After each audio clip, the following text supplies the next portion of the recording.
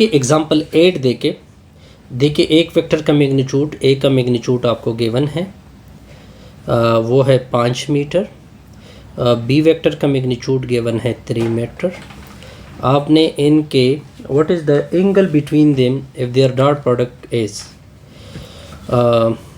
आपको एंगल बतानी है, सॉरी आपने डॉट प्रोडक्ट बताना है। उसका डॉट प्रोडक्ट पहले क्या गिवन है, 0 गिवन है। कहते हैं कि इसकी एंगल क्या होगी, तो चलो देखते हैं। डॉट प्रोडक्ट ओपन करते हैं, A magnitude B magnitude cos theta हो जाएगी, दूसरी तरफ भी 0 है। ए का मैग्नीट्यूड आपको गिवन है 5, दूसरे का गिवन है 3, थीटा हमने बतानी है। तो ये 15 होगा, 15 से डिवाइड होगा, तो कास थीटा की वैल्यू 0 के नीचे 15, इसे 0 आएगा।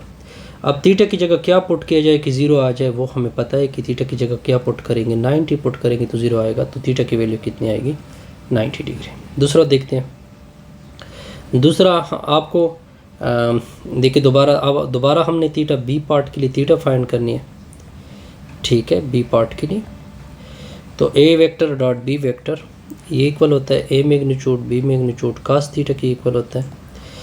लेकिन इसका डॉट प्रोडक्ट आपको गिवन है 15 है। ए की मैग्नीट्यूड की वैल्यू 5 है, बी की क्या है 3 है, तो कास थीटा आ जाएगा 5 3 15, 15 और 15 कैंसिल, तो कास थीटा की वैल्यू क्या होगी 15 आ जाएगी, 1 आ जाएगी।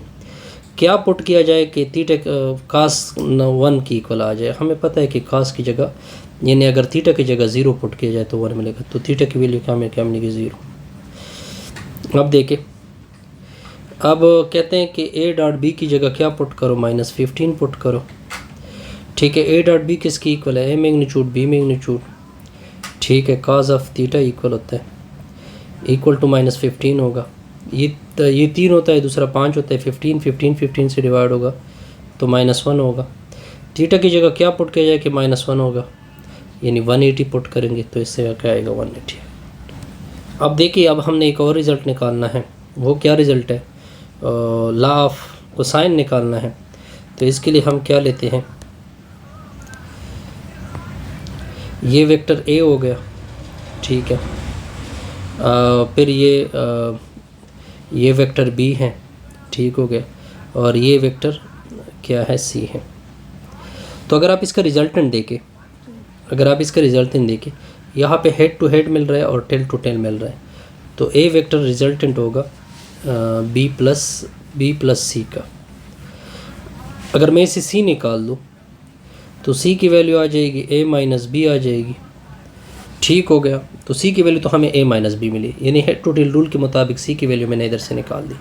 अब सी को सी से डॉट करते हैं, तो सी की वैल्यू हमें क्या मिली है a माइनस बी, और दूसरा सी की वैल्यू हमें क्या मिली है a माइनस बी।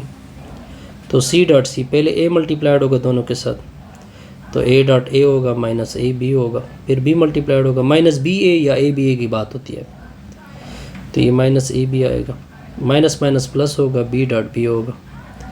तो ऐसे तो ए का स्क्वायर यानी ए का मैग्नीट्यूड भी कह सकते हो, यानी ए स्क्वायर, ये बी का स्क्वायर होगा, ये -2ab आएगा। लेकिन अगर मैं इसको यानी ए डॉट बी आएगा, तो सी डॉट सी को क्या बोलते हैं, सी स्क्वायर बोलते हैं, तो ए स्क्वायर आ जाएगा प्लस बी स्क्वायर होगा। अब ए डॉट बी को ओपन करोगे, तो ए डॉट बी को ओपन करोगे, A magnitude B magnitude cos of theta आएगी। ये आपकी लॉ ऑफ कोसाइन होगी। इससे हमारी ये वीडियो क्या होगी कंप्लीट।